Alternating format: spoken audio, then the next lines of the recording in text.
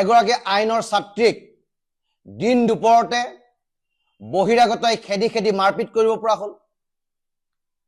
ফটাহিল আমবাৰীত স্কুটিত অহা দুগৰাকী ভগ্নীক বহিৰাগতই খেদি খেদি আক্ৰমণ কৰিব পৰা হ'ল। পল্টন বজাৰৰ পেট্ৰল পাম্পত বহিৰাগতই থলগিৰি খিলঞ্জীয়া যুৱকক বুকুত ধৰি মাৰি পেলাই দিম বুলি ক'ব পৰা হ'ল। আজি কেইদিনমানৰ পৰা আমি এটা উদ্বেগজনক কথা আমি লক্ষ্য কৰি আছো যে অসমত থলগিৰি খিলঞ্জীয়া জনসাধাৰণৰ ওপৰত বহিৰাগতৰ যি আক্ৰমণ, সেই আক্ৰমণ ক্ৰমান্বয়ে বৃদ্ধি পাব ধৰিছে।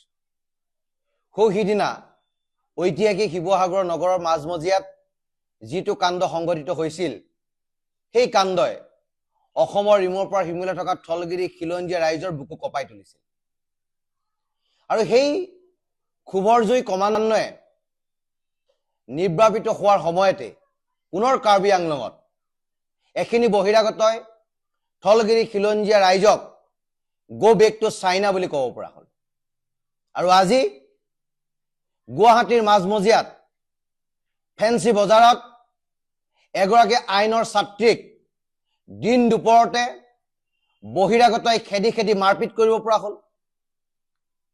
ফটাহিল আমবাৰীত স্কুটিত অহা দুগৰাকী ভগ্নীক বহিৰাগতই খেদি খেদি আক্ৰমণ কৰিব পৰা হ'ল। পল্টন বজাৰৰ পেট্ৰল পাম্পত বহিৰাগতই থলগিৰি খিলঞ্জীয়া যুৱকক বুকুত ধৰি মাৰি পেলাই দিম বুলি ক'ব পৰা হ'ল। ফিজিকেলি এছাল্ট কৰিব পৰা হ'ল। আৰু এই সকলো কথা দেখি শুনি আমি অসমীয়াই যদি মনে মনে থাকো, তেলে অসমত থলগিৰি খিলঞ্জীয়া ৰাইজৰ দপদপনি কেতিয়াও নাথাকিব। সেইকাৰণে গুৱাহাটীৰ দায়িত্বত থকা এজন স্বাভিমানী খিলঞ্জীয়া অসমীয়া, যিজনক লৈ আমি গৌৰৱ কৰোঁ, পাৰ্থসাৰথী মহন্ত ডাঙৰীয়া, তেখেতে গুৱাহাটীৰ আয়ুক্তৰ দায়িত্বত আছে। এইবিলাক কাণ্ড হৈ থকাটো তেখেতে কেতিয়াও হয়তো নীৰৱে সহ্য নকৰিব।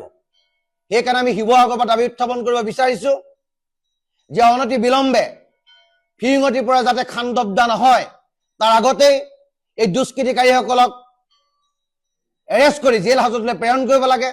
আৰু অসমত যাতে কোনোদিন কোনো কালে থলগিৰি খিলঞ্জীয়া ৰাইজ যাতে নিগ্ৰহিত নহয়, তাৰ ব্যৱস্থা প্ৰশাসন আৰু চৰকাৰে কৰিব লাগে।